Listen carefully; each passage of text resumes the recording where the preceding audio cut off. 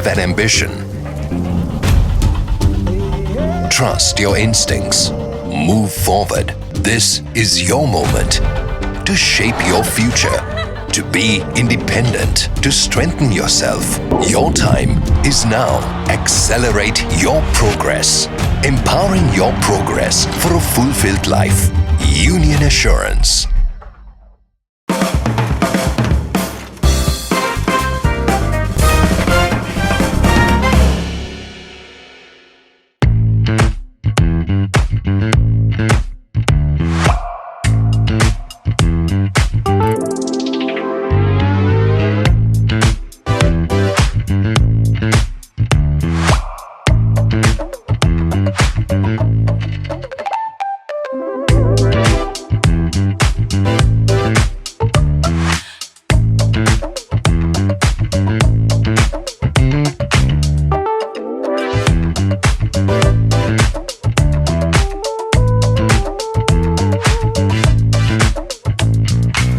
Hi, I'm Nima from Platter, and I will be answering Living's questions today for Living Gets Real.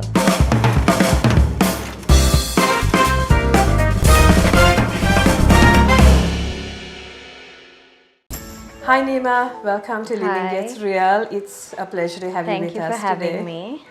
Okay, so platter it up. Your platters, when you see your Instagram pictures, it's a work of art. Where do you usually draw your inspiration from when designing them, these platters? So, inspiration generally comes from everywhere, I would say, but mostly social media.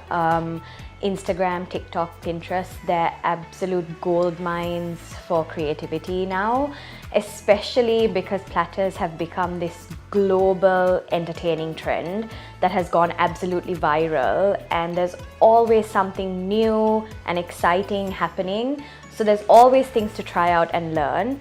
But I always say the creativity aspect comes from putting your own spin to it and trying to put our own touch on it. But apart from social media, I think what excites me the most is the seasonal events that we have. So Valentine's Day, Christmas, Mother's Day, whatever it is, that's where we get really creative and come up with limited edition platters. And I think there it's all about creating something festive, but also something really thoughtful, because I think we think about the person receiving these gifts because they're mostly for gifting, and we want someone to smile when they open it. We want them to feel special. We want them to, be like, I'm the most special person in the world receiving this gift, today. So that's what makes those platters really special, and kind of we get really excited working with suppliers to create new platters that are different colors, shapes, sizes, just to invoke those feelings of, I'm, the most special person today, So I think that's what makes the special seasonal events really fun. And then of course, from Sri Lankan culture, local ingredients, very, very passionate about using all the local ingredients in our platters. So we definitely work around that. But yeah, that's mostly where we draw our inspiration from on the regular basis. So yeah. So your business, Platter It Up, started as a side hustle and Yes. is now a full-blown brand, Yeah. right? So was there like a defining an aha moment when you knew that you had to leave your 9 to 5 and go all in on your business? I think, yeah, there was definitely a defining moment, and I think I'm laughing because I can remember it so vividly. I was just 22 when that happened 6 years ago now. And I was in the corporate world for about 2 years at that point. And I knew the corporate world wasn't necessarily for me.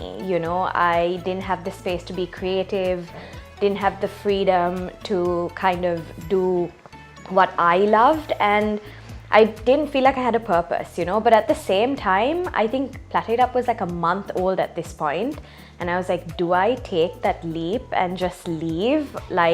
Because I didn't know if Platter It Up could provide for me and support me full time or in the long run. And also, I was thinking at the time, am I being crazy and unrealistic that cheese platters could be a career path for me, especially coming from a background that was so conventional. I studied economics, my dad's a doctor, my sisters are lawyers and consultants. So it was so unheard of and so unconventional that everyone was just like, are you sure, you know? But I think there was definitely a turning point for me when I had to turn down orders for my 9-to-5 job. So either they wanted a platter like during working hours and I couldn't do it, you know, and then it hit me. I was like, wait, like this company can run without me. They'll survive. They will replace me. They'll find someone else. They'll keep going. But my business can't survive without me. So who needs me more at this point? So I took the leap. I left about 2 months into Platter It Up, and that's lucky because I think it grew so exponentially so quickly. And obviously I didn't have a lot of support at the time, but I don't blame anybody because I was doing something so weird and crazy and unheard of. So yeah, and then I ended up leaving, and fast forward to now, obviously the business has grown in ways that I just couldn't have even imagined at the time. And now my parents, who were so skeptical at the beginning, are like my biggest supporters and biggest cheerleaders. So it was a hard decision, but it was definitely the right decision for me, I think. And always, I would say, trust your gut, because I knew that I could make something out of it and my gut was telling me so. So I just listened to it and I just went ahead, and yeah, best decision ever. Okay. Nice, very interesting. So you are talking a little bit about, when you asked the first question about using also locally produced products, right? So what excites you most about working with homegrown Sri Lankan brands? Yeah, so I think for me, working with local brands has been like the heart and the core of Platter It Up. And I think when I started, I felt like I needed a bigger purpose than just creating these beautiful platters, you know, and taking pictures of them, all of that. Like I needed a bigger purpose than that. And I realized it became kind of clear when I went all in on sourcing local, or I tried to anyways at the time. So we switched to all local cheeses, crackers, whatever produce I could find, I switched over to local. And I think that transformed the brand, and it changed everything. And it even changed my perspective and how passionate I was about the brand. So 6 years ago when I started, the cheese industry in Sri Lanka was definitely still finding its feet, you know, not a lot of variety, quality was questionable, you know. But after a little bit of research, so it was hard to switch to local initially, but I think after a little bit of research, I found Chow, and they were making artisanal cheeses, and they had some really good ones. Again, not a lot of variety, but something better than nothing 6 years ago, you know. So we started using their smoked cheese on our platters. And that smoked cheese is still one of our most popular, even now. It goes on every single one of our platters now. And after a while, like we fast forward now today, and I feel like there's in some ways been a bit of a mini cheese revolution here, because now there's so much variety. It's so vast. The quality is exceptional now, and the innovation has just been incredible. And to know that Platter It Up has played a small role in that journey and that growth, it makes me feel really proud, you know, that we could be a part of something so much bigger.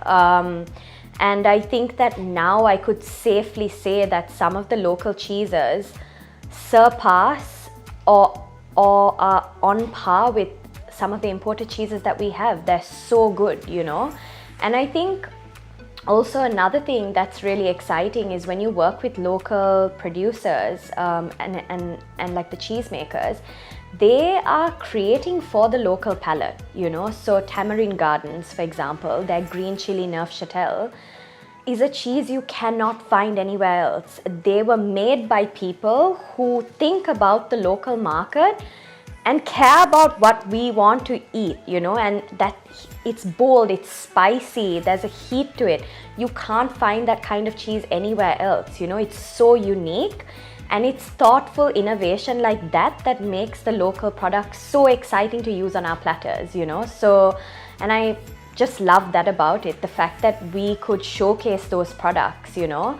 And also obviously the community. For me, like, I think leaving the office space, I'm quite a social person, and I think leaving that behind and working on my own, I didn't have that, you know. So I think that the community has been the best part about it, you know, talking to people. They share your struggles, they share the challenges, and you have someone to talk to. You feel like you have you feel like you belong in this community. And I feel like we're all working towards a shared goal of creating something meaningful here in this country and just building it up, you know. So, and I think that's kind of nice. So yeah. Okay, and your mini videos on the cheese pairings was like, yeah, I know, fantastic.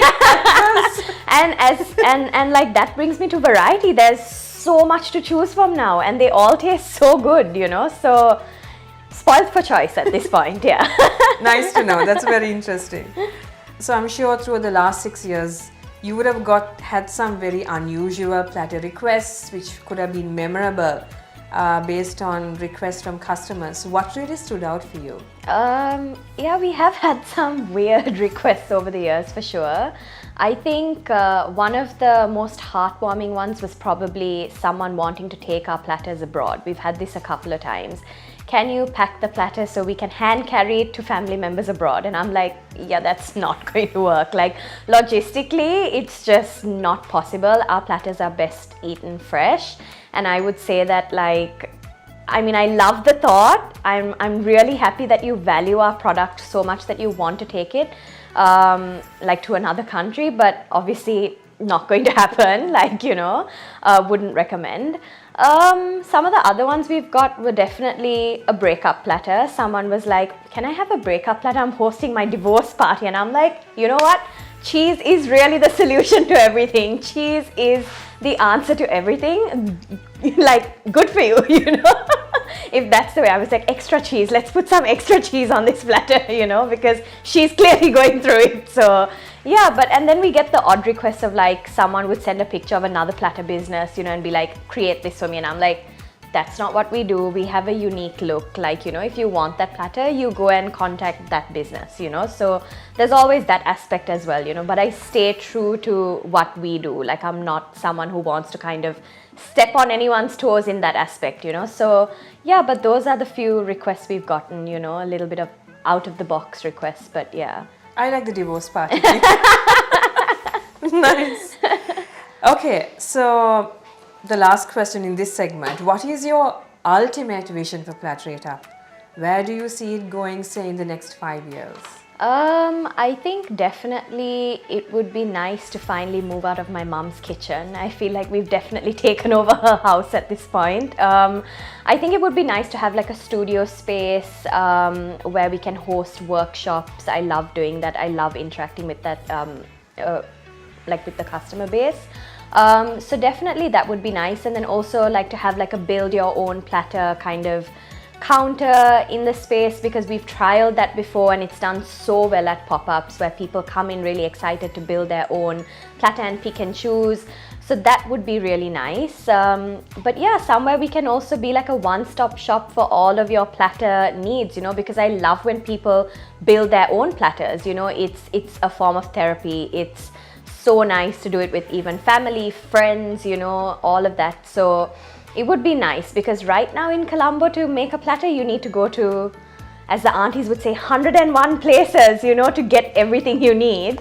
So yeah, it would be nice to be like a one-stop shop with like the cheese and our own brand chutney maybe, and crackers and everything you need to make a platter. But at the end of the day, I just want to move forward with that mindset of always supporting local and doing whatever we can to always be part of something bigger. So yeah. Nice. So let's hope the studio comes up soon, because you might have a lot of people coming there.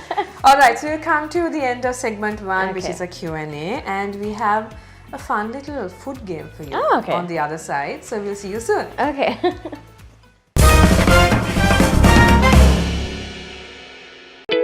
The latest issue of LMD is available at lmdmall.lk. You can also access the digital version on Press Reader, Maxter, our social media platforms and WhatsApp. The Voice of Business, a legacy of 30 years.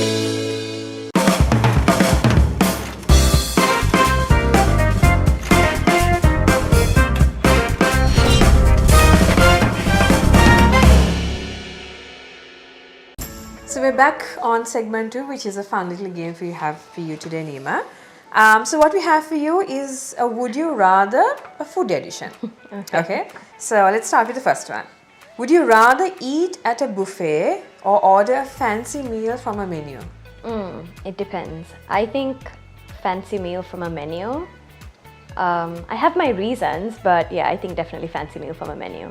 Okay. Yeah. All right. Would you rather only eat at fast food restaurants or only eat at fancy restaurants? Only eat at fancy restaurants. Okay. Would you rather eat only salty snacks or only sweet snacks? Only sweet.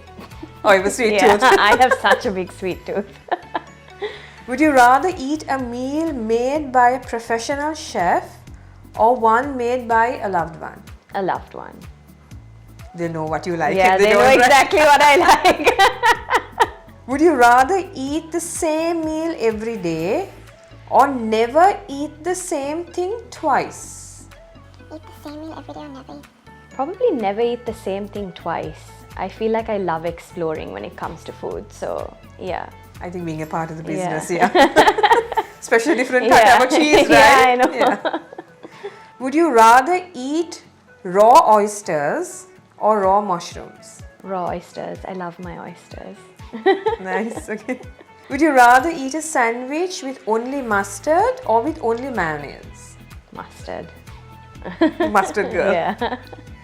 Would you rather eat a burnt steak or an undercooked chicken? Oh gosh. A burnt steak, I think. Better always overdone Yeah, than I can't undercooked, do right? undercooked.